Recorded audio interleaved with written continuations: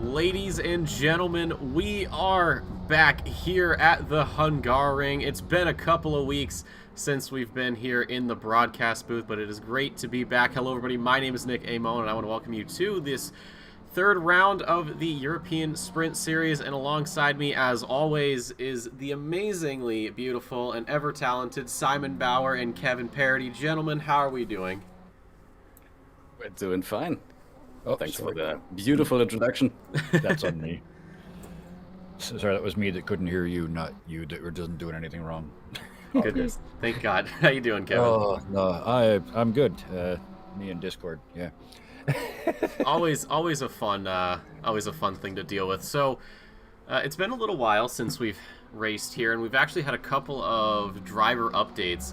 So we've had some drivers move up into amateur class, that being Barton. So a little promotion from him up from, I believe, silver, and then up into Pro-Am. We actually have quite a few. Guerrero, Hendrickson, Sack Parks, and Schalkins, the one I will never ever pronounce properly. And then up into Pro is Felion, Walker, Hazel, Granius, and Sion. So we've had some moves here since we last raced. Obviously the stewarding team and whatnot needs some time to get everything sorted out.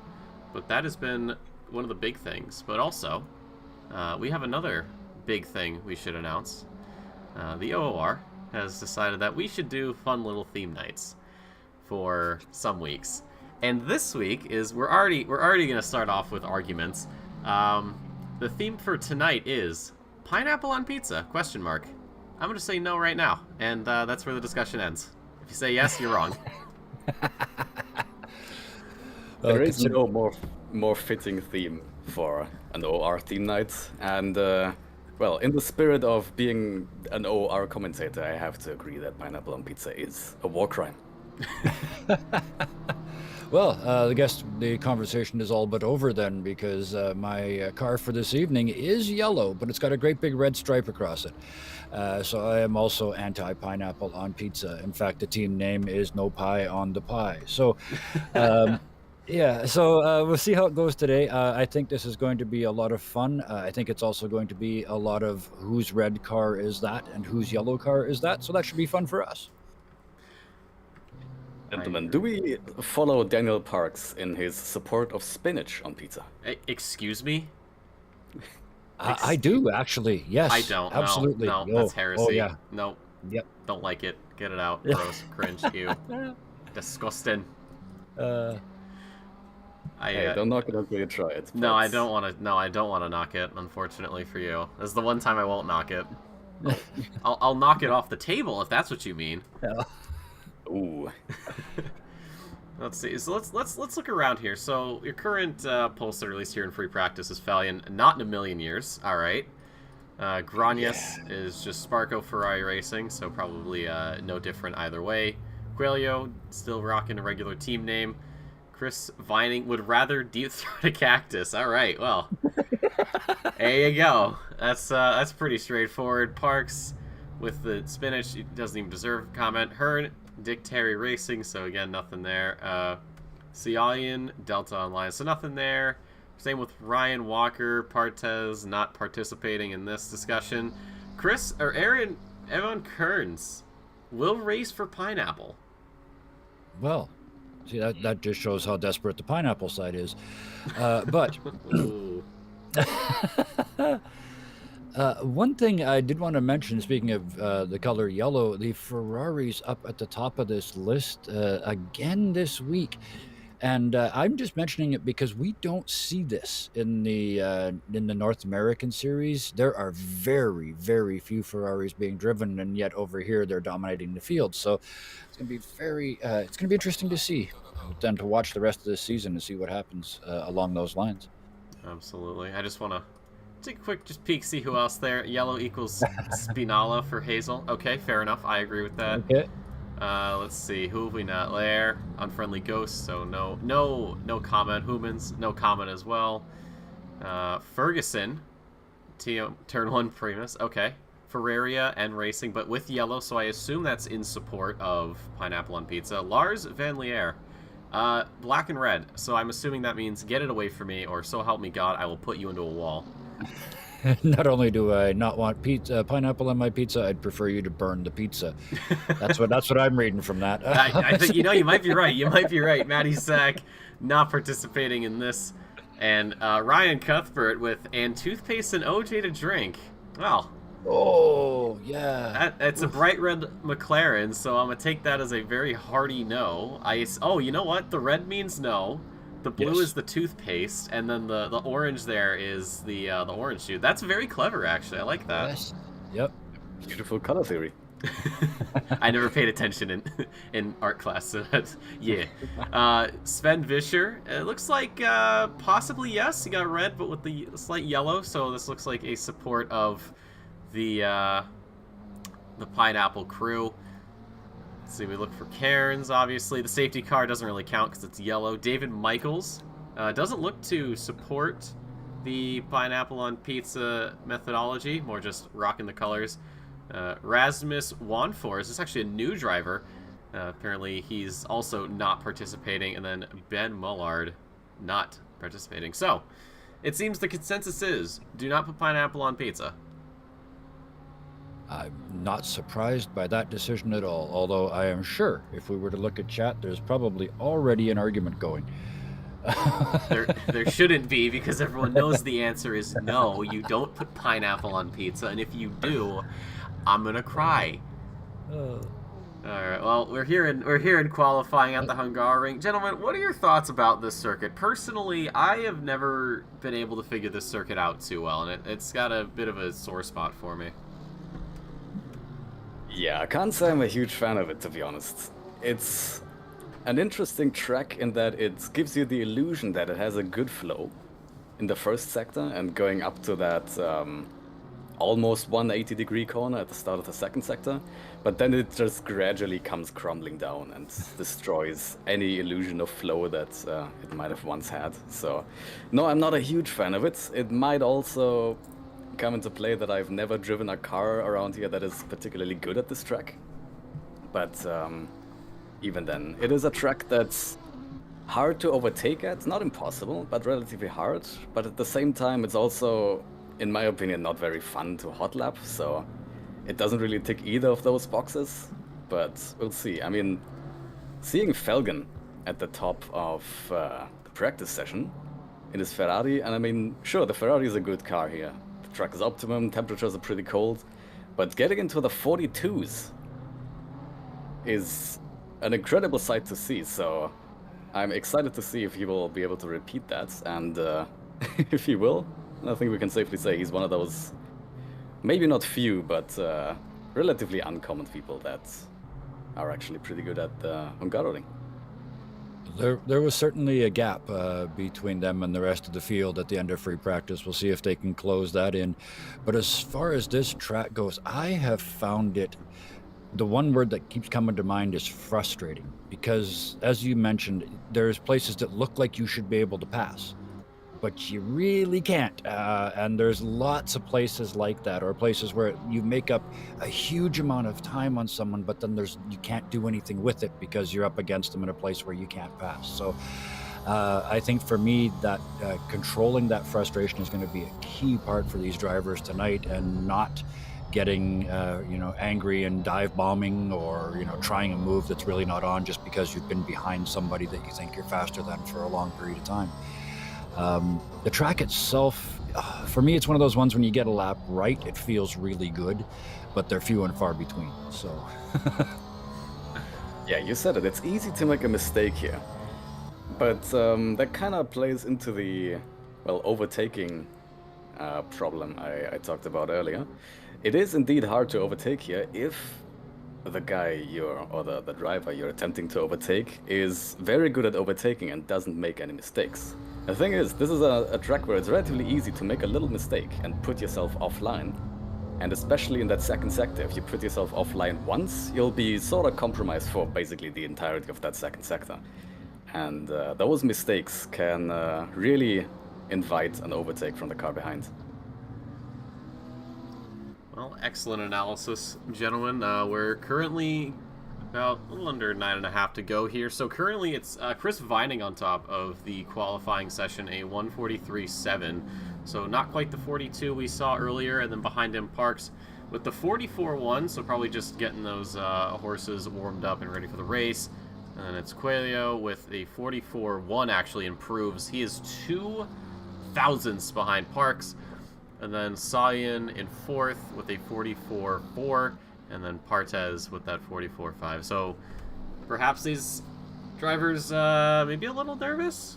I don't know. Like we saw with practice, some very, very solid driving, and maybe it's just I don't know. I feel like sometimes when you're in that rhythm of doing lap after lap after lap, and then it suddenly switches, and you have to go through and you got to put the right setup again, and then you got to wait for the car to turn on and get back out. I feel like for me at least, there's just that little bit of time where my brain sort of glitches out and I have to get back into the rhythm. I don't know. Do you think that might be part of this, or am I just trying to put my problems on everyone else? I think it's pretty hard to get into the rhythm at the Hungaroring as it is. And then, interestingly enough, it's also one of those tracks where you can push too hard in the first sector in qualifying. You can push out an absolutely perfect first sector and be up like 2/10 or something, but you've got to be careful not to overstress your tires too much, so that they well, lose performance in the second and third sector. That is definitely something to keep track of. But, by the way, well, Felgen, already on top again. Not quite in his 42s that he did in practice just yet, but still plenty of time for that. Yeah, I think what might be part of this as well is the tires. They take some time. As you said, you got to be nice to them here, but that means they take some time to come up to temperature. So for some folks, it's going to be their second or third lap before they're hitting their peak. So I think we might be seeing a bit of that as well. Yeah, that's true. There's many tracks where it doesn't take a huge amount of time to warm up your tires, and basically on your first flying lap, you're already very close to where you should be in terms of tire temperature and tire pressure. And there's also tracks where it's hard to really push too hard. You can basically push every single lap, and it doesn't really impact the temperature or the pressures or the durability of your tires too much. But this is definitely one of those tracks where both of those things are something you need to, well, think about. For one, getting your tires up to temperature calmly and not overstressing them while they're still below operating temperature and operating pressure. But also, when they are at pressure, you gotta, be careful not to stress them too hard. Absolutely, and I think that's one thing that a lot of people, myself especially, sort of struggle with, because you understand that you have to get these tires up to temperature, up to pressure, and same with your brakes, and you kind of just end up treating it like you're hot lapping. You've already got the game's automatically put everything up for you, and that'll cause like you said some issues if you're a little too ambitious, especially into some of these turns. I believe it's turn 5, the start of sector 2, that very fast left-hander up the hill is one of the spots where, when you're getting your car up to temperature and you're getting things into that operating window, where if you don't have them quite there yet, you will go off, or even worse, spin. So it'll be something to see as the race goes on. Obviously the first couple of laps are always chaotic, but once things start spreading out, then we should be seeing a lot more solid lap times. And then we also have pit stops to mix things up a bit, so that can also throw a couple of curveballs at these drivers. Oh, for sure, and especially at a track where it is famously not easy to overtake. There's got to be a few drivers who will try the undercut or the overcut.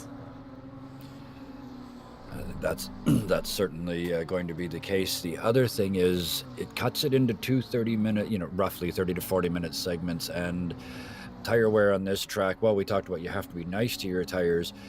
It's not that hard on tires, so you're going to be able to, in some sense, once you get through that first survival portion of the race, you're going to be able to push when you need to. If you're closing gaps and things like that, you're going to be able to abuse these tires a little bit, knowing full well that you're only going to be on them for 30 to 40 minutes.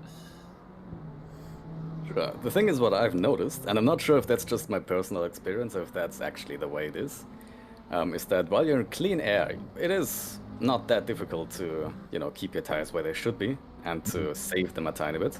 But when you are trying to overtake someone, or you're just lapping consistently in their dirty air, there's a lot of medium speed corners here where aero is relatively important, but if you don't have aero, then the tires can sort of save you. And in the dirty air of another driver, you have to rely on the tires to carry you around the corner more than the aero. So if you consistently stay in someone's dirty air, then your tires will go down a lot faster than, well, if you're on your own, if you're not careful. Yes, the dreaded front end graining starts to happen, and then you're on a slippery slope to nowhere and the fence. So 43-2, we're creeping. Actually, pardon me, that's Vining has thrown down the gauntlet. Felgen is still on a lap here, but at the moment, Vining is going, well, anything you can do, I can do 2/10 better, apparently. Well, speaking of 2/10 better, Falion's almost 4/10 up on his personal best, so this could be the leapfrog into first position, but also this could critically be the 42 we've been waiting on for the last 11 or so minutes. We'll see. 42.983. So Falion finally getting the sledgehammer out, getting that brick wall torn down. Vining now 3/10 back. Watching their gap Yeah. That was impressive. Watching their gap through that last sector, they gained almost, or pardon me, just over a second in the last few corners alone. So they'd gotten it right before, but that time, that was sweet spot driving right there. Still up Lots right of now. stuff from Vining as well, because I know I've said it before in the first round of the championship, but I'll say it again because that's the way it is. The Mercedes is not a strong car here at all. So to be in P2, only 3/10 off of Felgen is some impressive stuff. It is. Does not improve. Sticks with that P2 though. He still has a little over, or actually a little under 2/10 of a gap down to Hearn. Hearn currently in the pits right now. Looking around, Parks is currently on a bit of a flying lap, or not flying lap, but a bit of an improvement, and unfortunately does not, as he crosses the line, still off of his personal by just about 2/10. Or actually, no, he was up 2/10, but must have gone wide for track limits, so that time is deleted. Delilah Hazel in P7 at the moment finds herself just about 2/10 up, so this could be potentially a P5 start for the Finn. Maybe a little bit higher if, you know, the rest of the run gets stitched together nicely, but as she comes through the last final corners, it looks like she may not be able to get it. Ryan Cuthbert here, P14, 44.727, almost 2 seconds off the leaders, but still probably going to give us a very good showing in the midfield. And gentlemen, I'm noticing an interesting theme. So Coelho, once again, not anywhere close to where he was on pace in the first round of the championship, but crucially, once again, just like in the last round, he does have the fastest first sector and then drops off massively in the second sector. So I'm wondering if he is getting into that problem that I was talking about earlier, about just pushing too hard in the first sector and then not having the tires anymore to keep the pace in the second and third. Possibly. When you look at Fellion's time, currently on top, he also has a matching Sector 1 time of a 36.8 seconds. But then when you go to Sector 2, Coelho's is a 38.1, and then Fellion's is a 37.5. So yeah, that might be just pushing way too hard in the first sector. It's a very easy sector, too. It's not the hardest thing in the world. I mean, there's a couple of corners you could argue that might be a bit difficult, but yeah, this is possibly just pushing way too hard. And then, like you said, having nothing for the rest of the lap. Because then you look at the Sector 3 times, and Coelho actually has a 3/10 advantage with the 28.9 over Fellion's 29.2. So that's interesting to see, though. Being fast in that middle section, though, is kind of a curse in some ways, because if you're behind somebody that's not as fast as you, you're just stuck. As Simon mentioned earlier, you're stuck until at least turn 12 at the absolute minimum. You're going to be behind them, and I know in some of the practice races that was happening, and you just close up and close up and close up, and it's such a frustrating place to be fast. However, if and when they do make that mistake and you get by them, then it becomes a great place to be fast, because you go into the third sector and look back and they're smaller in the mirror, and that's always the goal, right? Yeah, that's right. The second sector. Go ahead. No, you got it. You good. Go. All right. The second sector is a very, very technical sector, and if you want to do it perfectly, you gotta chain those corners together, basically into one corner. Similarly to, let's say, Maggots and Beckett's at Silverstone or the S's at Suzuka. Even if these corners don't look quite as flowing and don't feel quite as flowing as those on those other tracks, they are those types of corners where you have to chain every corner together perfectly, and if you get one wrong, like I said, you basically get them all wrong. And that is something that really takes a lot of precision and, well, you could say separates the top drivers from the very good drivers. Absolutely. So we're getting toward the end of qualifying here. The only person still out, Ben Mullard, is currently up by about 2/10 on his personal best of a 1:44.3, so this could potentially be a P11 start, maybe even a top 10 if this last corner can go nice. I know this is one part of the track I always struggle with. So across the line, and it will not be an improvement. So Fellion on top with that 42.9, and then it's Vining, Hearn, Granius, and Walker top 5, all in the 43s.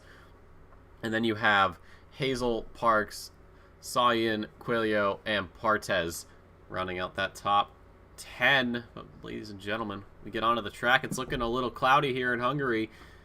Hopefully, no. Well, never mind. I shouldn't say anything. But you know what I'm thinking. You know exactly what I'm thinking.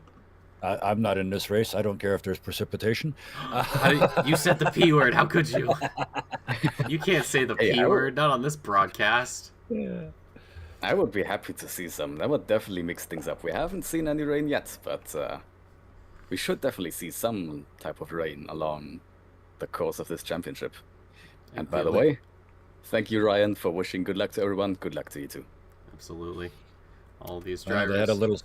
Some of the best I think I've seen. Sorry, I don't mean to like just stumble over you. No, that's okay. That's why we do this, is so we get better. Exactly. I kept stumbling too. So all I was gonna say is they had a little surprise or a little scare in the AP race this morning, where qualifying started with a damp track. It did dry out for them, and the race was in the dry. But I'm betting there was a bit of sweating going on there. So, are you sure it was sweat, or it may have been raindrops or tears? It could have been any one of those. We do see some rather colorful liveries, a lot of red, very good, some yellow. I'm not gonna comment on that, it's not my job. But of course, as always, once again, the Ginetta safety car. I like the Ginetta. It's a nice little thing. What does it mean that the safety car is yellow?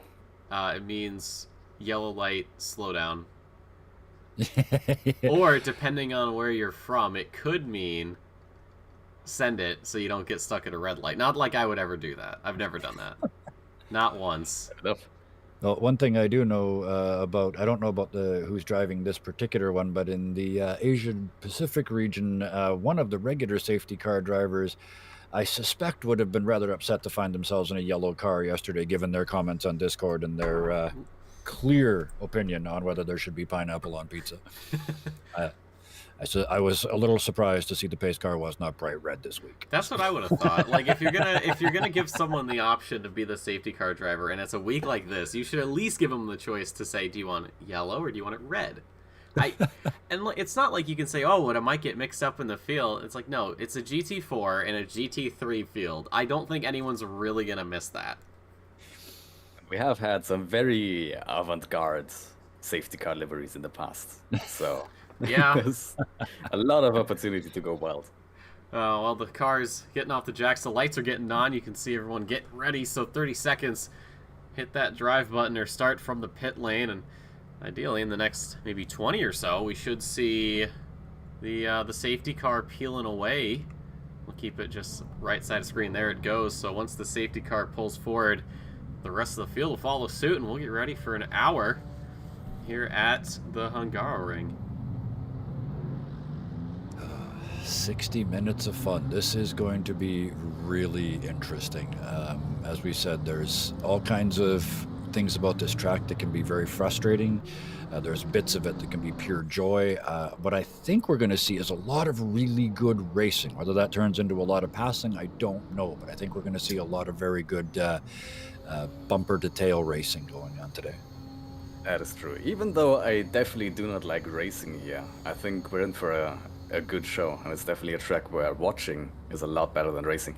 Yeah, absolutely. You know, that's the one thing, and it's one of those things where you watch it, whether it's something like ACC or F1 or just any game or even real life event, you look at it and you go, oh, that looks like a lot of fun, these guys are really good, and then you actually do it and you go, oh, no, this is not what I thought it was.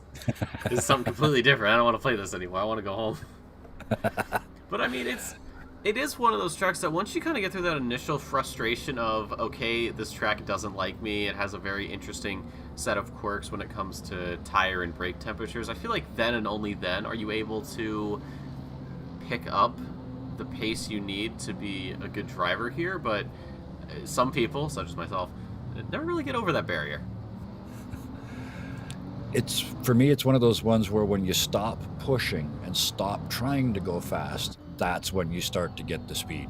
And it's so hard to stay in that mode of just drive another lap, just hit another apex. That's all this is about. But when you can do that, you can get really consistent times here. And, you know, it's an easy track to make mistakes on. So hopefully you're waiting all day for the guy ahead of you to make the mistake while trying not to make one yourself. Absolutely. And even coming out of some corners, you get a little too eager on the throttle, and you sort of just spin it. Oh, hello, that was my eye tracker that never stays on my monitor for some reason. Don't worry about that. Anyways, ladies and gentlemen, the safety car peeling away. We're 2x2 here in Hungary for the European Sprint Series. The safety, or the medical helicopter there sitting on the pad just in case. It is Falion on pole to Vining, Hearn, Granius, Walker, Hazel, Parks, Sayan, Quilio, and Partez, your top 10. We got some very unorthodox grid placement here, but ladies and gentlemen, we cross the lines. We get green, green, green here. It's going to be a very good start there from Hearn, actually almost going into the back there of the Ferrari. You got some 3 wide, even 4 wide in the background, down to turn 1. On the inside is Hearn, almost going onto the grass. It is going to be Vining taking the lead, though, and everyone else following suit. A couple bumps there, and there's the Ferrari of, I believe, Granius going around after touching Vining. We got a couple of other cars getting involved. Not the start you wanted, especially if you're at the front, but it's going to be Falion getting the best of this, and is going to start getting that lead going. It's not over yet. Coming out of turn 2, they were still 2 and 3 wide and trying to figure it out. We're just seeing, it doesn't look like anybody lost too much. We've got a couple cars a few seconds off the back of the pack, but that's makeable with the speed that they've got. Working through this pack, that might be another question. Absolutely. It was heartbreaking seeing Vining get away to such an amazing start and be well ahead of Felgen by, the time the braking zone for turn 1 came around. But then he outbraked himself massively, and in trying to come back, he made contact with, let me check, it's Granis, I believe. Yep.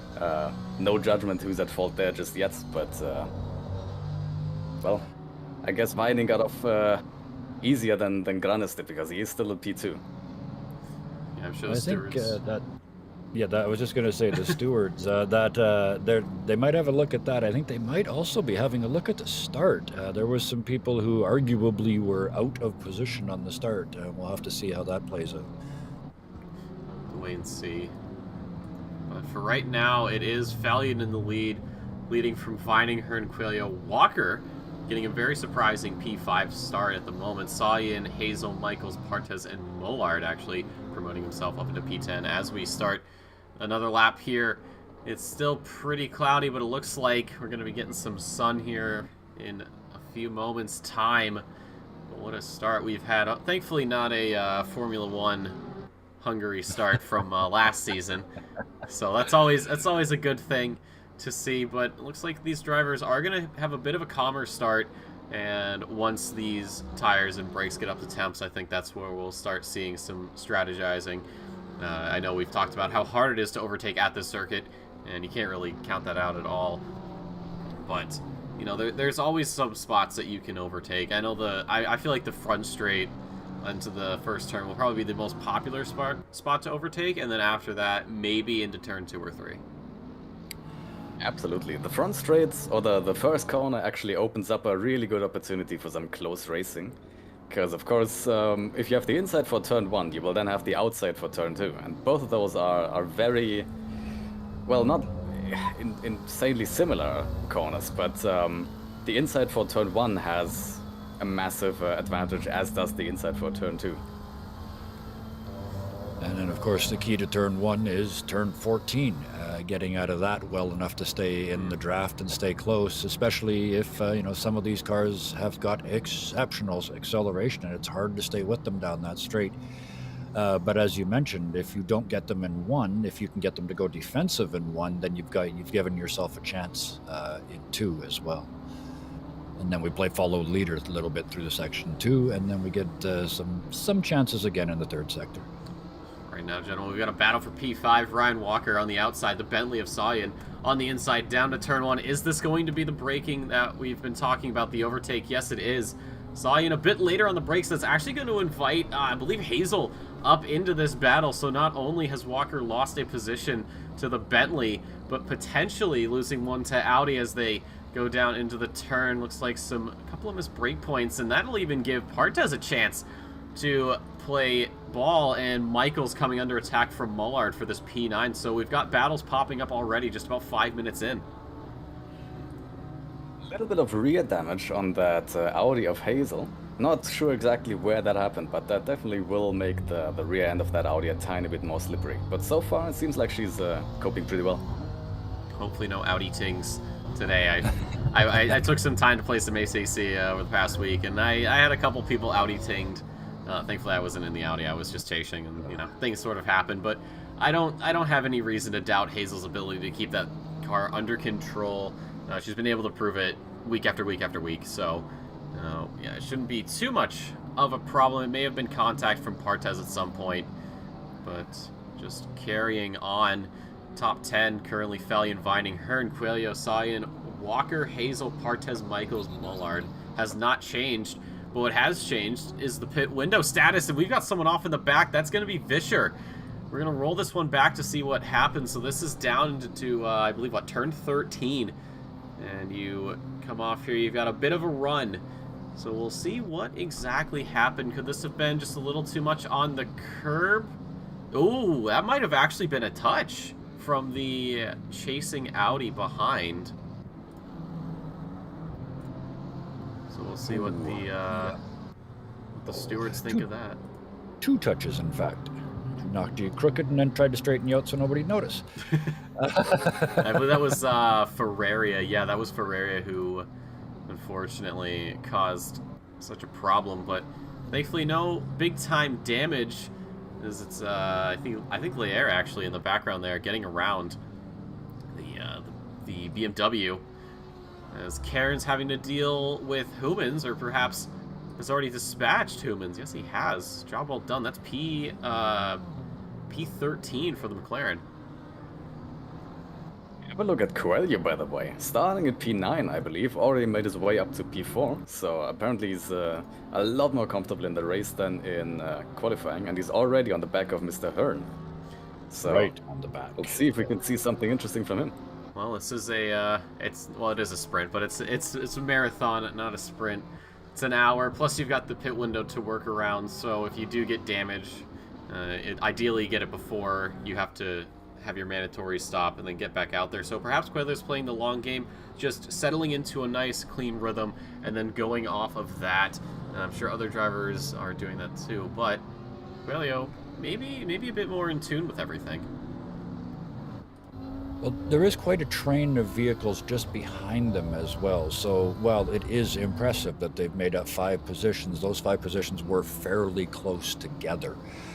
So presumably they got their car up and running. That Audi is a great car if you can keep it in a straight line. I think they got it up and running faster than those around them, and made up some time. They're still slightly closing on third, but never mind. As I say that, they make up two car lengths in one corner. But yeah, they're. I agree with you that they might just be kind of cruising at the moment and just settling in. We do still have 52 minutes plus to go, so less than 9 minutes into this. Plenty of time. We do have our first pit stop, by the way, in the form of Skelikans, who was apparently involved in that turn 1 crash and carried away a good amount of damage. So definitely a very early pit stop for him, but to repair that damage, it was definitely worth it. The problem is he is now a lap down and is between P14 and P15 on track, so there's a good chance that he may have to concede some positions, well, not positions, but track positions, and let blue flag drivers through, which is not a comfortable position to be in at the start of the race. It's not going to get any better for them at the end either. 52 minutes on one set of tires is going to be challenging. Especially in traffic like this. We were talking earlier about that the front end and requiring the tires to do the work in traffic, and 52 minutes of that's going to be hard on those fronts. Absolutely, it's going to be brutal. Just part of me is wondering if maybe he goes for a pit stop anyways, but I don't know. It's too early to tell. I guess in the real world, this is where they're hoping for a safety car. Well, don't say that. Well, now it's going to happen. So there you go. I said in the real world. That breaks the curse right there. That's all right, magic. of course, right. My apologies, Kevin. 43.25 in full, well, almost full fuel mode this early in the race already from who else? Felgen. opening up a gap at the front and making a bit of a statement, if I don't mind saying so. Absolutely. The gap is almost about a second and a half down to Vining, as Felion just took that start and never really looked back. Vining, he was up into the lead at the start and then just sort of fell back a little bit and has been playing catch-up for the last 10 minutes and will probably be playing catch-up for the rest of this race. However, this does bring into question pit strategies, because if Felion is this fast, Felion's last lap, currently also his best was a 43.25, Vining's was a 43.580, also his personal best at the moment. So does Vining go for the undercut, or does he maybe stay out a bit longer than Felion and bank on Felion getting caught in traffic? I suspect both of them will run long if they've got the fuel. Stay out there with the clear track. They're not, 1.9, 2 seconds apart. I don't think there's much aero wash there. If the two of them are willing to work together and run out to sort of 60, 65% of this race and let everybody pit behind them, that might be an idea. Possibly. We hop back a little bit in the pack here. We've got a trio of McLarens here. We got Van Lier and Van Furs and Cuthbert. The 88 McLaren here in the middle, actually one of the newest additions to this Sprint Series field. As we go into turn 13, it's a little side-by-side, but Cuthbert just backing out right now. So it's sort of, well, there's not much happening up the front. Everyone else is trying to do some little battles here and there, give us a little bit of action. And we didn't say this at the beginning of the broadcast, but welcome everybody to the broadcast. We're terribly sorry we forgot. Lancia, Tristan, Ryan, Robert, Moritz, Ryan, different Ryan, and Ron. So thank you guys for popping in. We appreciate it as always. Hope your days have been going pretty darn good. Things have been good over here. And so far for the majority of this race, barring a couple of drivers, it's been pretty solid. Granius into the pits now. 48 minutes to go. That's, I guess if you're getting held up, I mean, that's the undercut, the standard call for the undercut, right? If you're being held up, take the undercut. If you've got open track, try and go long, right? Isn't that the standard procedure? But still, 48 minutes, I'd be trying to get closer to halfway if it was me. Yeah, it is a very early undercut, and being forced to drive 48 minutes on the same set of tires will definitely slow you down towards the end. The question is, will it slow you down more than the traffic is slowing you down right now? That is the thing you gotta calculate. That's when we all start wishing we had race engineers and not just us driving the car and trying to do all the math at the same time. Or just say, you know what, the cars are ghosted, just drive right through them, like some games. No, it is going to be interesting. I feel like in the long run, it may possibly be the tires, because here's the thing. When you're stuck in traffic, obviously, you know, it's a less than ideal position to be in. But the thing is, you have to remember, when you're in traffic, you're having to drive a lot slower. You may be having to brake harder. You may unintentionally grain your tires a bit more. So while, yes, you could argue that being in traffic is worse, that would be in the short term. But over the rest of the race, having to deal with the tires afterwards would probably be a bigger detriment. That's the game you're playing the whole race, right? What do I do next? What do I do next? What are they going to do? Do I go first? Do I blink? Do they blink? Oh no, somebody went, now what? All while trying to remember the correct gear and revs to be in the next corner. So it's a balancing act. It is a balancing act. And as you're talking about who's blinking first, it appears though, from this trio of McLarens, it's actually Van Lier that blinks first as Van Furs takes over that P19. Cuthbert's still very much in this battle here, trying to get around the two AM-class drivers. One thing I did want to mention in regards to this track is it feels almost a little too flat. Like, when I say too Cuthbert, they're having a bit of an internet fit. When I say flat, I don't mean, you know, it's not Le Castellet. It's, I don't know, there's just something about there's not enough elevation change, and I feel like elevation also has kind of a big impact on, you know, just how the car handles and how you approach things. Like, yeah, there are some ups and downs here, but I don't know. I don't know how to explain it. thing is, it's not actually that flat. It does have quite a few elevation changes, but those elevation changes are so gradual that you don't really notice them unless you focus on them. They don't affect your line of sight as much as some other tracks, I think. There's blind corners here, but there's not that I can think of any that are blind because of the elevation change.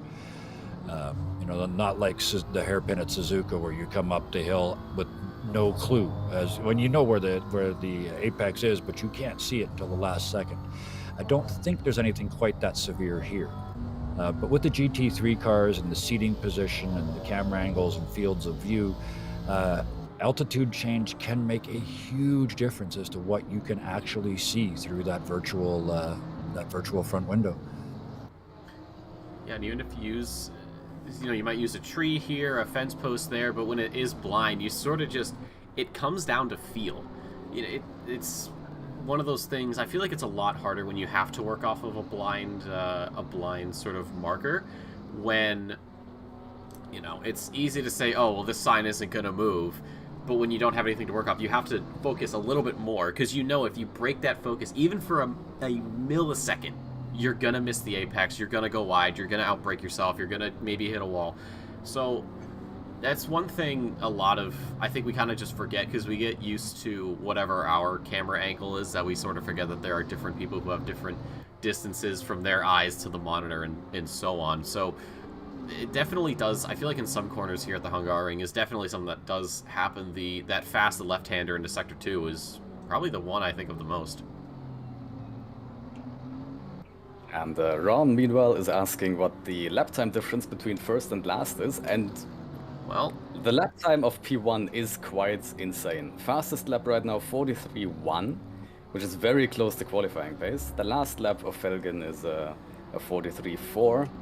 Meanwhile, the last of the cars that have not stopped yet actually has just made an overtake. So I guess we'll have to choose a new last car. The fastest lap of which is a 47.6. So that is, 4.5 seconds of difference. Looks like it's actually Van Leers that does have the slowest time, I believe. Yeah, it does with or actually, no, it's not. I apologize. If we're talking, actually, we should be talking fastest laps overall. It looks like the fastest lap from, it actually was Van Leers. Look at that. I was right the first time. I just looked at the wrong column. 47.6. So yeah, about 3 seconds, 3.5. 4.5, I can't count, between Felgen and Van Leers. But then again, these guys are in different classes. Van Leers is in an amateur class and Felgen is pro. So, it is interesting to see, but, you could also look at the lap times in each class even and go off of that. So there is some differences, of course, as always. But, yeah, it just goes to show you that how much skill you have in general on top of how much practice you have, not just with this track, but any track, is absolutely crucial, as we've got Cuthbert swinging around at a corner I think I've spun at many a times. We've also got, I believe, our first penalties of the evening for area with 10 seconds. That was 5. I saw them added just a few minutes ago. There was that incident earlier. I suspect that might be the cause of those. The race start, possibly? That's possible too. As I said, there was some, as you mentioned, there was some odd lining up at the start of this one. Plus, we had those incidents, a couple of taps in the first lap that we had mentioned we're probably going to get a looking at. But we've got 5th, 6th, and 7th, Skoyan Walker and Hazel, all still in a bunch. They kind of look to me like they're in a holding pattern, like they're waiting till closer to pit break to see what each other are going to do. But the three of them are close enough now that they're making each other drive a bit defensively. That might be dropping them back from the leading group a bit, but certainly means they're having fun. Well, it hasn't been an issue when you look back to Partez, because Partez has been losing time over the course of these laps with this traveling trio, and behind him is actually Mullard, who's been making up some time. So the last lap for Partez was a 45.1, and then a 44.7 from the McLaren of Mullard, who pulls out to the inside just to show his face, and then hop back in, perhaps trying to spook the Audi, or not the Audi, excuse me, the Honda driver into turn 12. And even behind them, you've got Michaels and Parks going at it. So we've got this sort of little miniature train in this upper midfield or lower upper field, depending on how you look at it. Yeah, we've got a few very close groups here right now. The thing is, it is actually... Oh, we've got an attempted overtake by Hazel here on Walker. On the inside, yeah, into that first turn. We talked about it earlier in the broadcast. That is going to be the most popular spot, and Hazel does get around. It appears as though that is going to be a point for Pineapple, but have to deal with the biggest detractor of the Pineapple on Pizza movement, Sayan, up the road a little bit. Ryan Walker almost losing his Aston Martin over that corner. Beautifully done from Hazel. Even though Walker was defending the inside, Hazel stuck even more to the inside and yeah, kind of scared Walker into opening up a gap. But what I was talking about earlier, it is relatively easy to hold this sort of half-second gap around this track because you can sort of get carried along on the straights by the slipstream.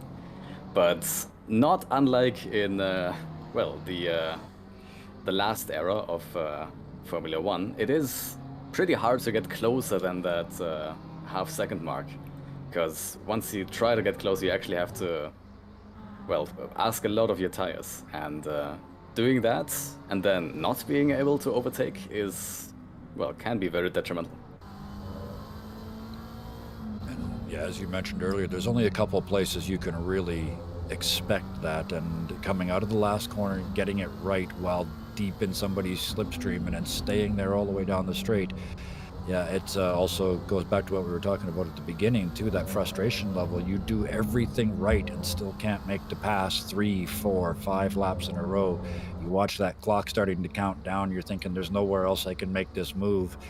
And pretty soon that little voice in the back of your head that says, just send it, you know, that happens. And yeah, and then bad decisions get made. So I'm sure these guys are all far too professional for that foolishness, but I assure you the thought is there.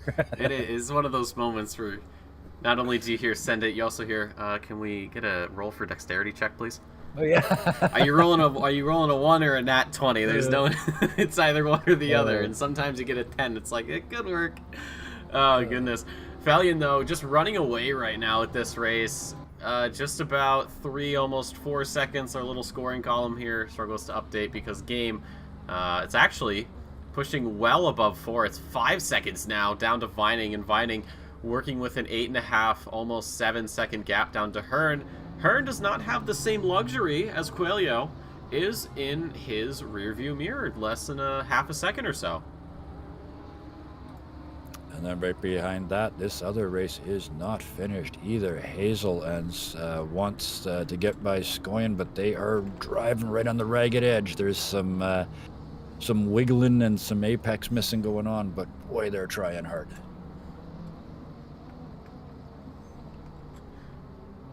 Well, time will tell.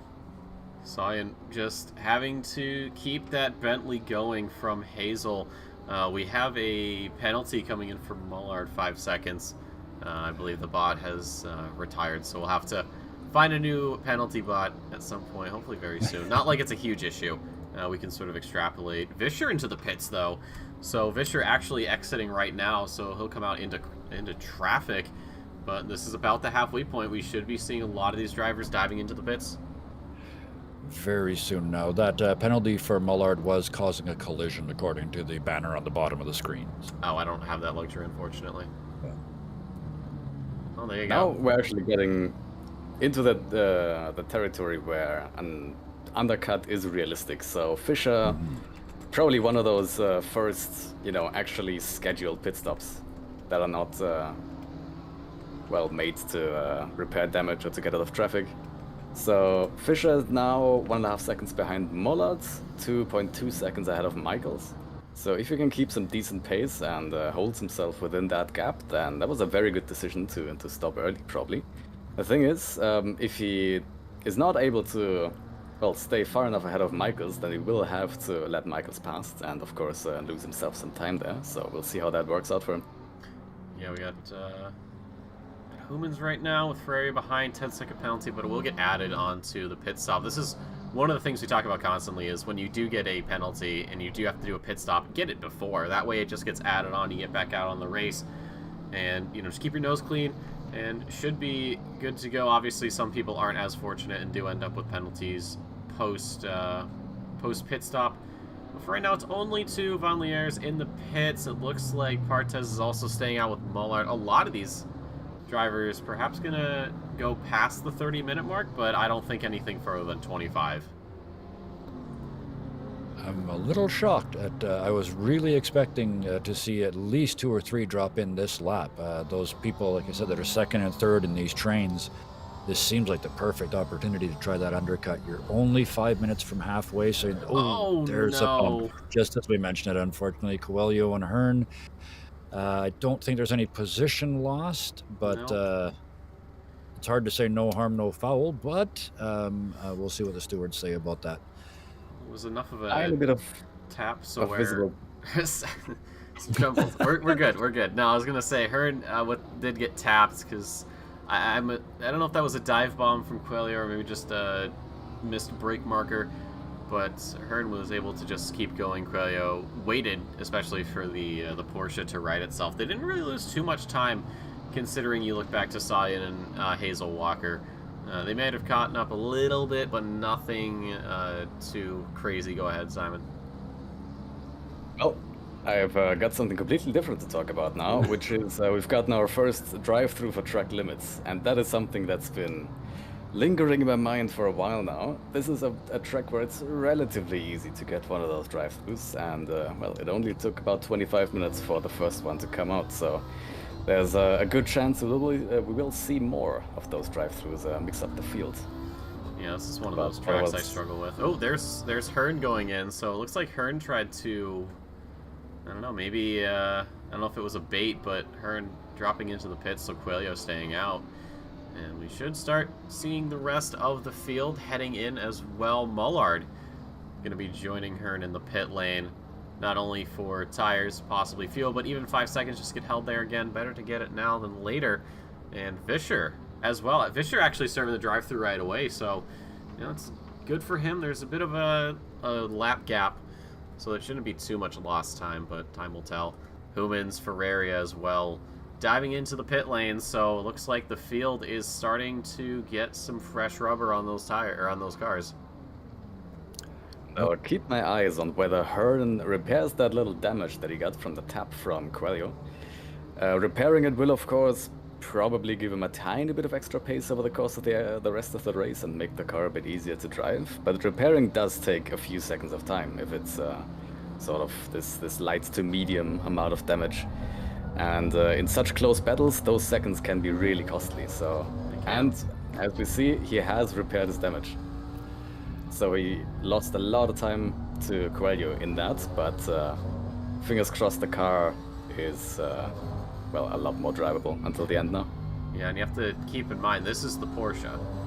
It's the car that the less fuel you have, the more likely it is that rear end steps out. And when you have rear end damage, that danger increases. So, yeah, perhaps the 131 driver just taking that into account and saying, you know what, it's going to be better for me to just get this damage repaired rather than try to fight the car more than I already am. And it's not just the time it takes to repair the car too. It depends so much on where that damage is and what it's done to the handling. In some cases, you could still drive it. Within a lap or two, I don't need to repair this damage. It's not costing me time. Where in other cases, less damage, less repair time damage, and you're going, this thing won't drive. I completely lost the ability to control the rear end. So sometimes the decision is for those seconds, but sometimes the decision is, can I finish the race on what I've got? Yeah, it is definitely a concern that a lot of these drivers do have to deal with. Right now, it's David Michaels into the pits all by himself. And as I say that, of course, Lair and Ferguson both diving into the pit lane as well. And it doesn't look like anyone else. Valian, Vining staying out. Same with Coelho, Sayan, Hazel, Walker, Partez, and even Parks. And yeah, so your top 8 for the most part still out on track. We look to Valian though, who is getting closer to that pit lane. So we'll see if he goes in, Cuthbert staying out for another lap. He does have Hearn to deal with, but it won't be too much of an issue once pit stops come through. So let's look to Fellion. Fellion staying out. It's now Vining's turn. Does Vining go for the undercut? And Michaels picking up a drive-through. Is that for track limits? It's speeding in the pit lane. Ooh. Not sure exactly how that happens. I thought I saw him come into the pit lane pretty, conservatively. But apparently either accidentally knocking off his pit limiter or maybe just turning it off too early when exiting the pits. Or doing that horrible thing where you only go down to second gear and it won't engage. Also true, yeah. I will say I've had the unfortunate case of accidentally turning off my pit limiter in I think it was the last race of my season sprint. There was a guy I was trying to get around for the longest time, and I couldn't, and I finally got around him through the pits, of all places. And I went to go turn, I thought I could, like, turn the camera so I could look at him as I went by, and wouldn't you know it, the pit limiter option was highlighted, even though I have a designated button. So that was, yeah. So hopefully it wasn't that. Hopefully he wasn't trying to, BM. Anyways, Ryan Walker into the pits, Daniel Parks into the pits as well. So we still have 10 drivers who have yet to go in. Fellion is one of them. And Michael's Lair with those 10 seconds. So try to get a gap built up to the car behind, and hopefully it's big enough to where you don't lose the pay, or lose the position rather, once the post penalties get applied. Von Furs, Cuthbert as well into the pits, and Fellion is coming in. So now the question is, does Vining copy that, or does Vining stay out and try to continue? Ooh, it baited us. So it looks like... Try for that one flying lap. Yeah. So the top two currently heading into the pits as well. Coelho, Sayan, Hazel, Partez, Cairn, Sack have yet to pit. So let's see. Coelho's going in. Sayan's staying out. Same with Hazel. And then you have Partez here parked up behind. That is not Hazel. That is the 99 of Ferraria. Partez staying out as well. And then we've got a bit of a gap here down to Cairns, who has yet to pit. And then Sack is quite a ways back from him. So if these two do pit, then it'll be just a couple more drivers left to get their stops out of the way. And there it is. Cairns into the pits as well. One thing I wanted to mention... Go ahead. No, all you...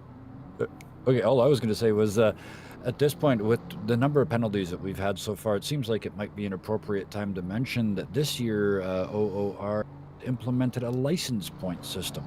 So any penalties given by stewards get added onto your license as points. And if you get too many of those, just like in the real world, prices will be paid. You'll be forced to miss qualifying and rounds and all kinds of things. So, one or two a round adds up very, very quickly. So these, and it's a long season this year. So these drivers and all of us have to be more careful, because there is that extra level of imposition of drive properly or pay the price. Yeah, these drivers are very, very good at keeping things clean. Most of the penalties have been accidental, and even those who have gotten it, it's very, very rare that they offend anytime soon. Or offend again anytime soon. But yeah, it is an interesting... I think it's a nice little thing to have for the drivers, is just an added sort of safety net in terms of keeping things from getting too crazy. Yeah, for me, it's kind of the equivalent of a safety rating. Right? If you can't keep that up to a certain level, then maybe you need to go and do a little more practice. This is high level racing that we're witnessing here, and there is a certain level of professionalism that is sort of expected. Accidents happen, mistakes happen, even amongst the best. But there is sort of that minimum performance level. Everybody gets to race, but assuming you can do it safely. Yeah, we don't need to use Gran Turismo's "What is sportsmanship?" We already know what that is. We're all set on that front. Yeah. Simon, you wanted to say something earlier, yeah? I was just gonna comment on pit stop timing of Felgen and Vining. because it was a good decision for Felgen and Vining to come in on that lap. Felgen got out with, I believe, an 8.5 gap to the cars in front. Closest car behind was 10 seconds, so completely clear track. And, well, the same was true for Vining. So it was a perfectly timed pit stop for Felgen. And then it was the right decision for Vining to come in right after him. Really the only way that, or the only reason to stay out longer than your rival is if you hope or expect that your rival will, run into traffic, which obviously Felgen didn't do. So, gap pretty much exactly the same as before. Perfectly timed and perfectly executed pit stops from both of these. Yeah, I'd even toss in, if you're stuck behind a rival, sometimes, like, you are faster overall, and you're just struggling to get around them because you catch up at the worst possible times, like into maybe a bit of an awkward corner, and you sort of have to back off. So in that regard, staying out would also be a very, very good decision. And speaking of staying out, Partez still staying out on track here is the only driver that has yet to, as I say that, he goes in. So we got all the pit stops out of the way. Right now, though, Mullard and Walker giving us a bit of a battle here for P8. You've got Michaels in the background, but 10-second penalties added on is going to be a bit of a blow to his final standings. Behind that is Parks. If Parks wants a P10, all he's got to do is just stick with the BMW, and it'll get handed to him on a silver platter.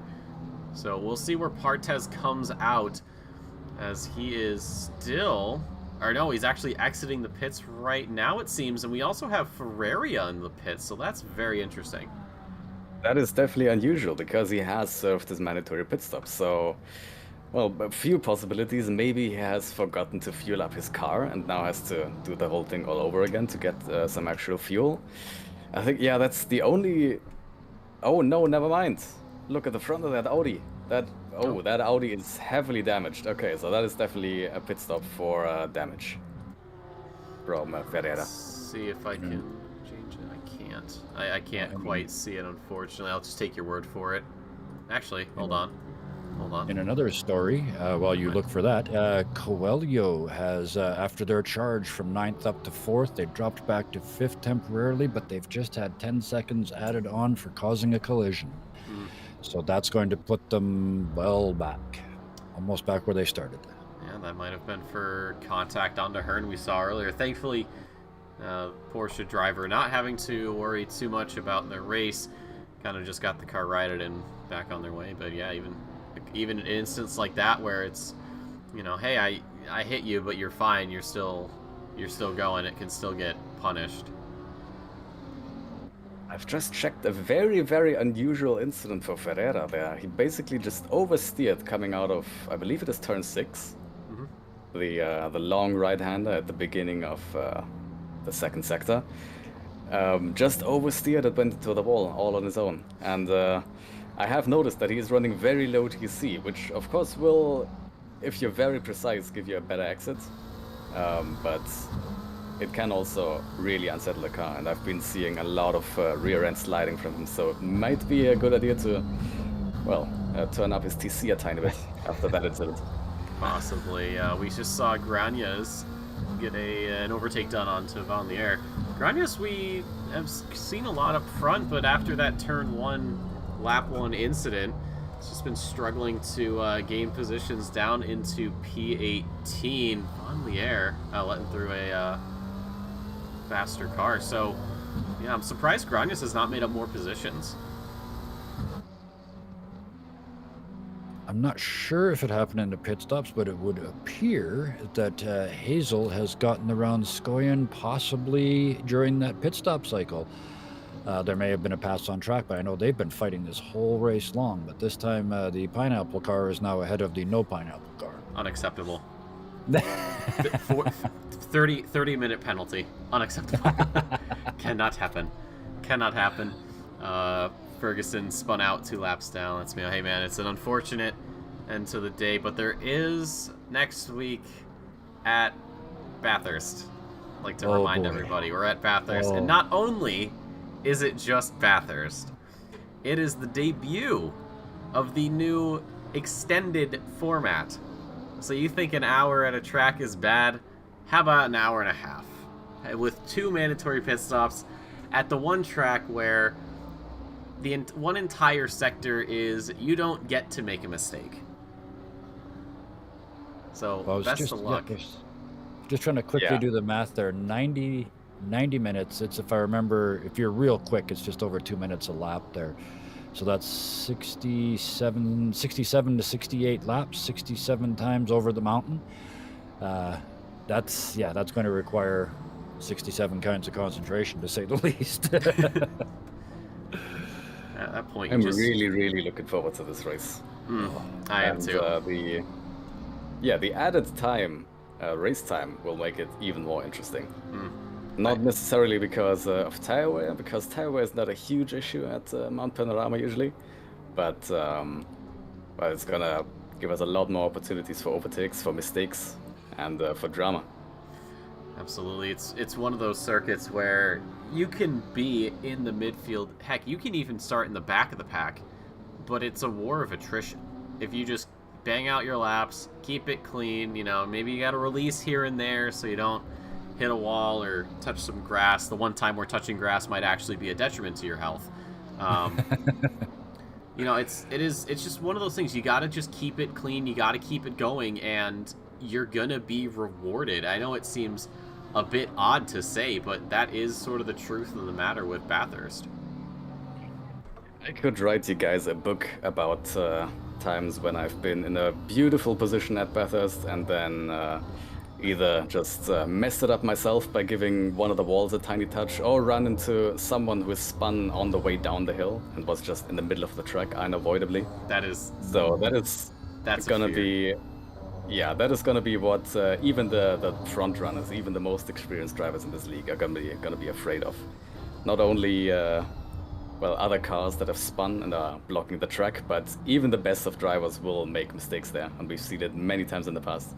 Yeah, a lot of those corners are blind too, so if there's someone spun out, unless you have the track map open all the way, you're probably not going to have a lot of time because you're too busy focusing on hitting your marks. You could look over at the map a little bit if you have sort of the more the condensed view of sort of a general area around you, and you might see it, but then you sort of have to guess, is this person on the left side and then the right side? Are they perpendicular? That's the worst that's the worst thing to see coming out of a corner.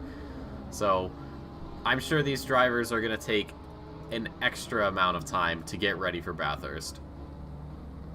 For sure.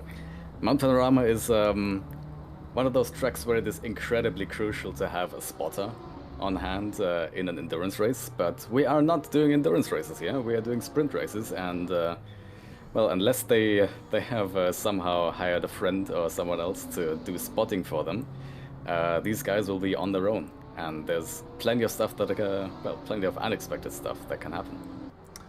It's also a track where very different setups can work in very different places. You can set up, you can try the low downforce, I'll make it all up on the straightaways approach.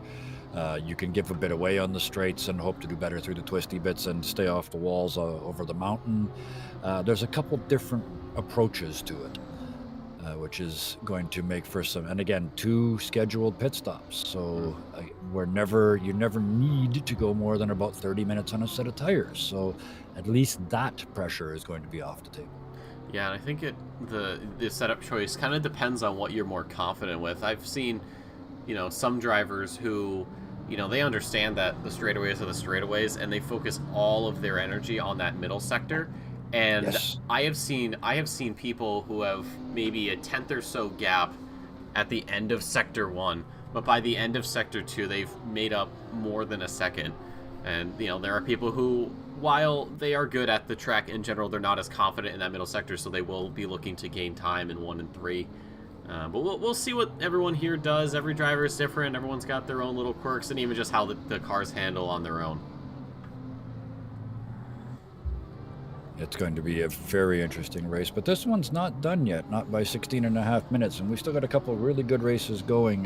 Coelho and Hearn and Hazel are all still fairly close together, even though there's a time penalty looming there. Feldgen is gone, 9.7 seconds and counting up the road. But we're getting to that point now where we're getting into some of the back markers, some of the soon-to-be lap traffic, and I'm seeing some of them all but dive off the track to get out of the way. And while I appreciate the efforts that they're making, that can be a little terrifying as the cars that are catching up. Simon, what do you prefer that they do as somebody who laps people? I have no experience. Well, if they are significantly slower and are on a straight, for example, then it's much better if they just hold the line and let the faster car through. Of course, for the faster car within a corner, it is always beneficial if the car in front gets out of the way. A lot of people will actually indicate when they will get out of the way and in which direction. So, yeah, it's down to every single driver. Whether they want to get out of the way, because it will of course cost them time, but it will make things a bit safer and will decrease the risk of the faster driver behind just sending it. So yeah, I would say the perfect course of action is always indicating before a corner and then making a lot of space within that corner to let the car ahead or the car behind past. But that will of course slow the blue flag driver down a lot, so it's not always an easy thing to do. That's what I do. I indicate for all the BMW drivers out there. There are these little orange lights on like the front and the rear of the car, and what it does on the road, like when you're out and about, is it actually indicates that you're going to take a turn, like a left or a right at an intersection. But here in the OR, it means for me, the blinker means pass on this side. So if I'm, going around a turn and I need someone and I'm getting blue flagged, I'll say, I'll throw on the blinker, say on the left side, and then I'll pull off to the right to say you need to go this way. It's sort of like when you see construction being done on the roadways and they have the sign that's blinking with an arrow pointing to like the right saying you need to go right. It's the same sort of deal. Yeah, I wish we had some sort of standardized system for that, because that is always really dangerous when some people expect a car blinking or indicating to the left to actually go to the left, and other people expect the car indicating to the left to go to the right. Yes. It's always, it's always a tough one. I usually indicate to the direction I will go in myself, and I will also expect the cars that indicates to go into the direction they're indicating. So that can sometimes be a dangerous situation. And this conversation will go on forever, and if you don't believe me, just go online and look it up. Yeah. That is very true. We've got some serious racing. These two have been tied together with a string since about 10 minutes in. Hazel and Skoyan just trading back and forth and back and forth. At the moment, Skoyan's back in front, but not by much. They have been all over each other for 48 minutes and counting. Yeah, a battle for P5. They sort of had their own little starts and just sort of found each other as the race progressed. Still 12 and a half to go here in Hungary. So we'll see who's more hungry for that top 5 finish. Shut up, Kevin. Don't you groan. Don't you groan at me. I was hoping we could get through this race without one of the Hungary jokes, and we almost made it. You are dealing with the guy who wants to be a dad, all right? I have been doing dad jokes for like the last 10 years, all right? I got to get the practice in, because it's gonna be needed at some point. I want to be able to, have my children roll their eyes at me and be like, why are you like this? And I'll be like, I had nothing. You're gonna be the dad that wears a Speedo and picks his kid up at high school, aren't you? Just to freak them out. No, I'd wear a bridal gown to pick them up. Okay. I'd go one step further, because the Speedo's overdone. Everyone does that. You gotta be like, no, listen. Throw some rice at me, for whom the bell tolls. Yeah. How was school, champ? That's a long way off. But no, we focus again on this battle for P5. Hazel just using the big beefy Bentley and the hole it just punches in the air to catch up on that front straight. Not close enough for a move yet, but definitely closer than the lap prior. A little under 11 and a half to go here. And yeah, this is really one of the battles that are brewing. Everyone else sort of just doing their own thing. Vining getting around the back marker of Granius, who does sit in P17 at the moment. Felion, well, Felion, for not in a million years, really showing that the anti-pineapple crowd is the superior crowd to be a part of.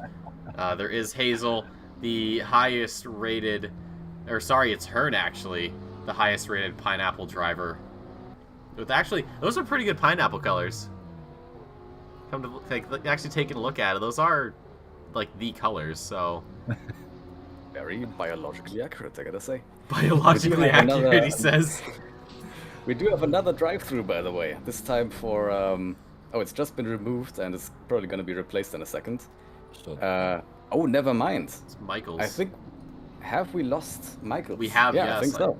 We have Michael's has left the server. I mean, could be an unintentional or just, you know, unexpected disconnect, but right after a drive-through, I'm almost thinking about him just rage quitting there. And by the way, we do have Josh in the chat asking a very important and topical question, because Felgen has indeed not had an amazing race start, but it still worked out in his favor. By the time we got to the braking zone for turn 1 at the race start, Vining, who started in P2, was actually ahead, and significantly ahead, but he massively missed his braking point, went wide, had contact, well, when he got back to the racing line, and that just sent Falcon back to the front. So things worked out well for him. They've just been driving their own race and slowly increasing that gap the whole show long. It's up to, I believe, we're looking at over 11 seconds now. Just about, yep. And speaking of gaps, Ian opening up a gap now to Hazel. About a second, so there's been some unintentional errors from the Audi. And right now, it is the 1.5 Bentley that is currently running away with this, but still a little under 9 to go. Anything can happen. It doesn't matter where you start, it's where you finish. So there's still some time for mistakes to be made and for some last-minute overtakes, but it'll definitely be a sight to behold.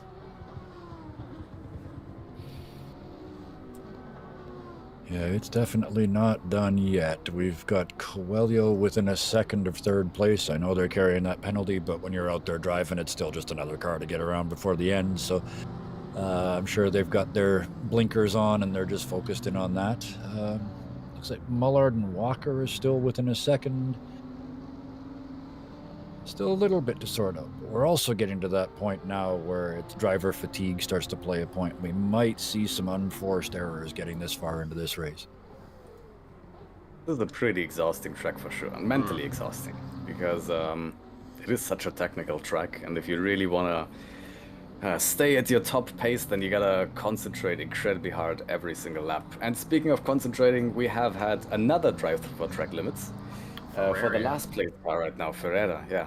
I don't think he's too worried about that. I think it's just, well, you know what? You're already in last. You got the drive-through. Who really cares? You know, you're sort of beating a man while he's down, and we will actually serve it. So kudos to him. Yeah, absolutely. Yep. You especially when you know you did the crime, right? You did the crime, do the time. Grumble at yourself, get angry, but get angry at the right person. You know, you're the one that they went off track 5 times, 4 times. You know, you're the one. I don't think they increased it. I think it's always been 4. Yeah.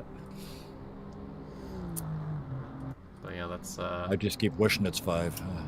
Yeah, I still got to drive this. I still got to drive this track tonight. That's true. You do. You do have to drive it. Simon doesn't. Simon got away lucky, and neither do I, which is the best part. Because this is not a track I know. We've already said this is not a track I particularly enjoy driving. Just through personal experience, it is frustrating, as we said, and it's really easy to lose focus, especially corner after corner. I don't know, that's just how I feel about it. There's just no time to breathe, even on the front stretch, because you're chasing somebody, you're trying to close down. So even on that straightaway where you've got sort of 10, 11 seconds, you really don't. That's also the only time in the lap you've got to think while you're driving. You know, how many more laps till I pit? How are my tires? Am I going to close this gap? Do I start driving safe now? You know, is this all I'm going to get? All those thoughts, and then by then you're in turn 1 and at it again. Yep. Exactly because of that, I got a somewhat unpopular opinion for you. Oh boy. I find this track a lot more exhausting than Mount Panorama. Really? Yep. Going over the hill of Mount Panorama is terrifying and takes a lot of focus, but after that you get, well, let's say 2.5 long and pretty relaxing straights, I gotta say. I think it might also be because I just have spent so much time at Mount Panorama that going over the hill at this point is getting pretty robotic. I'll tell you And what. I definitely have not spent a lot of time at the Hungaroring, and you can guess why that is. Because you're so good at it, you don't need the practice.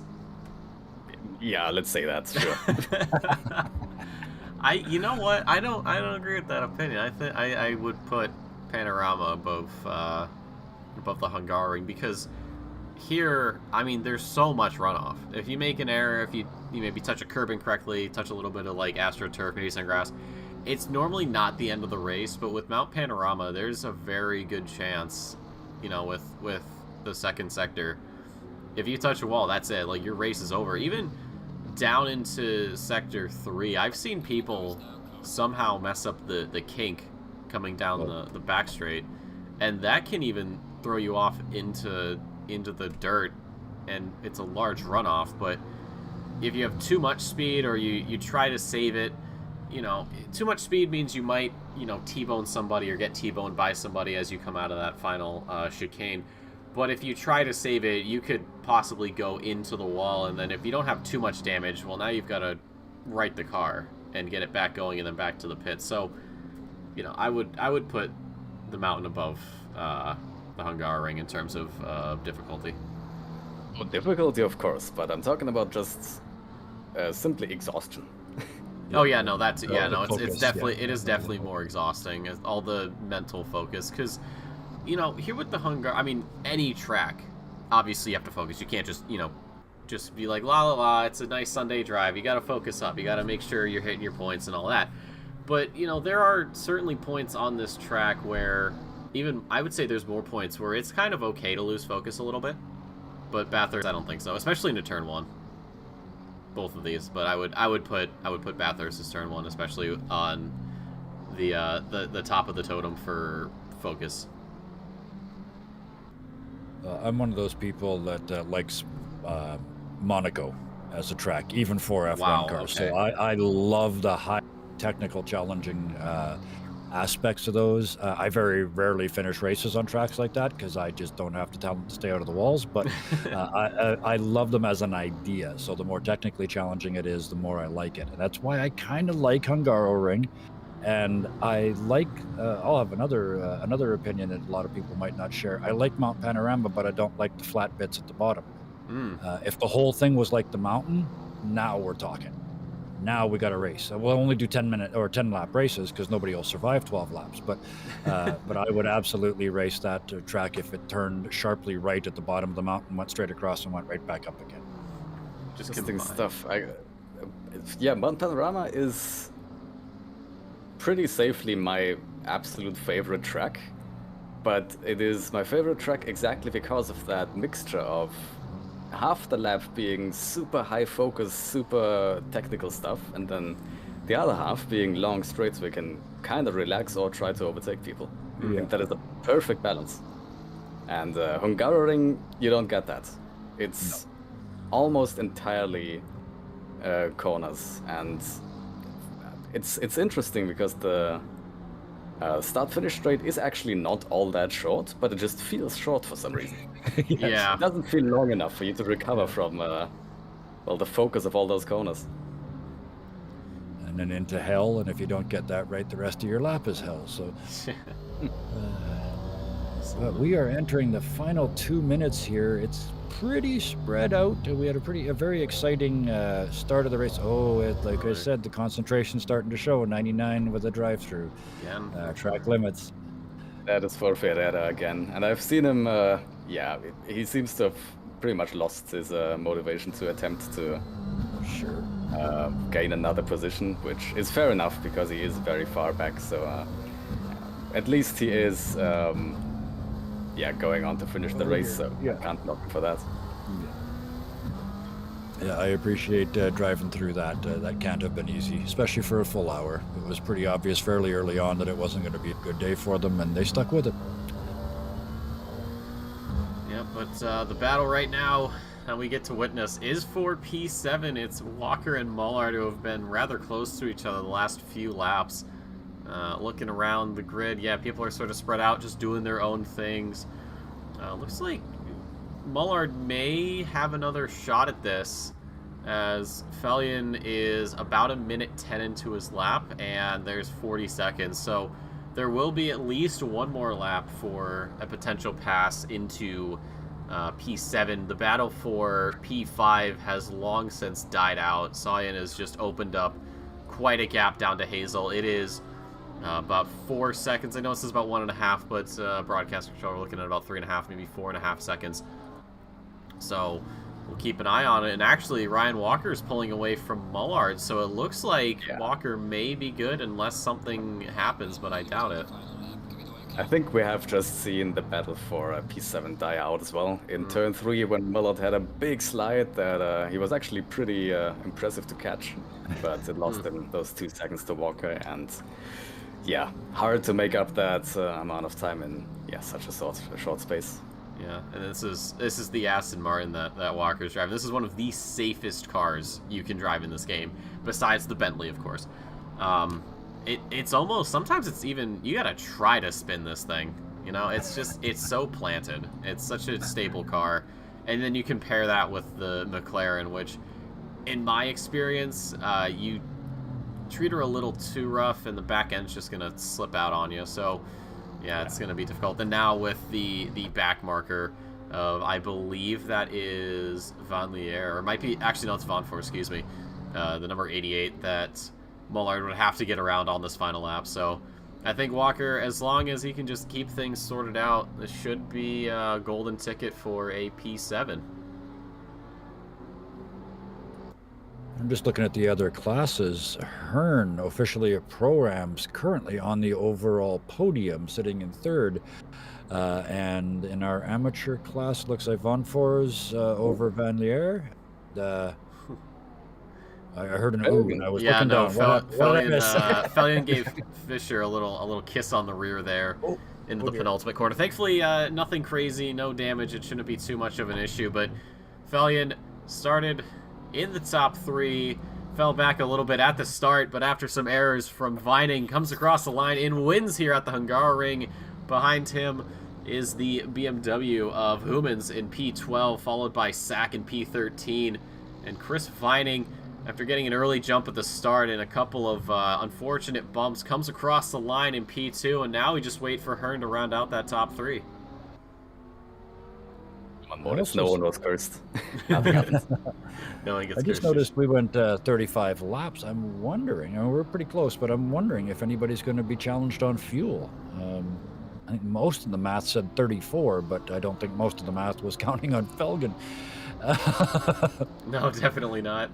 They got in that last lap with only 5 or 6 seconds left, so if there were people really cutting it tight, they might be getting out and pedaling for these last couple corners. Just Flintstone it. What are you going to do?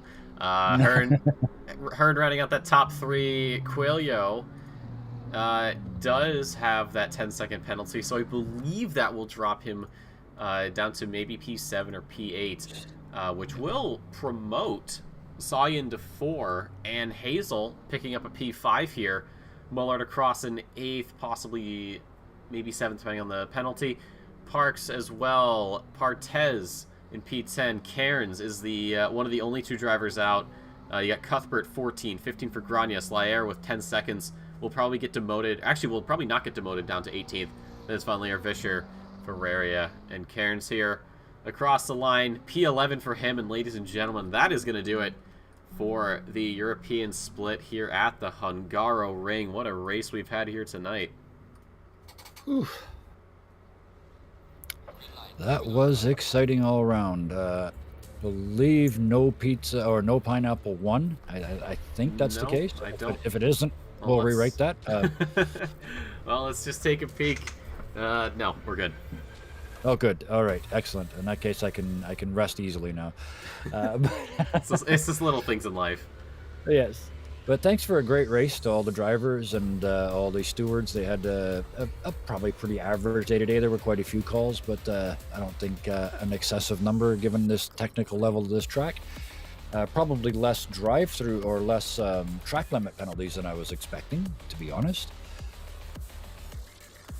Yeah, very solid race. Kevin, or not Kevin, sorry, Simon. How about you? Thoughts on this race? Very few actual, contacts between cars, and very few resulting penalties from that, which is something I'm actually impressed by, because this is one of those tracks where you do very easily get desperate. So very, very well-behaved drivers today. Very impressive stuff from a lot of different people there. So fun to watch, but I gotta say, I'm even more looking forward to the next one. Absolutely. So let's just take a quick peek, though, through the field. It's Valiant on top with Vining and Hearn joining him on the podium. In the Pro-Ams, it's going to be Hearn, Parks, and Partez, your top three. Amateur, Von Fors, Von Lier, and Vischer. And then we have Ferraria yet to receive a rating. So we'll say top of the class for the not rated yet. And of course, patented OOR safety car on top for the Nationals, aka the Janetta, aka the Chad car. But ladies and gentlemen, that is going to do it for us here tonight at the European split. Kevin and myself will be back here later tonight for North America. I'll be here for both Corkscrew and Druids. Kevin will be joining us for the Druid split. Jeff Spangler will not be reaching us tonight again. Unfortunately, he's got some personal things to take care of. But ladies and gentlemen, we really thank you so much for stopping by. As always, on behalf of myself, Kevin, Simon, and everybody here at the OOR, we'd like to thank you, as always, for your continued support. We got 1 week between us and Mount Panorama, and we hope to see you there. Have a good one, everybody. Have a good night. Good night.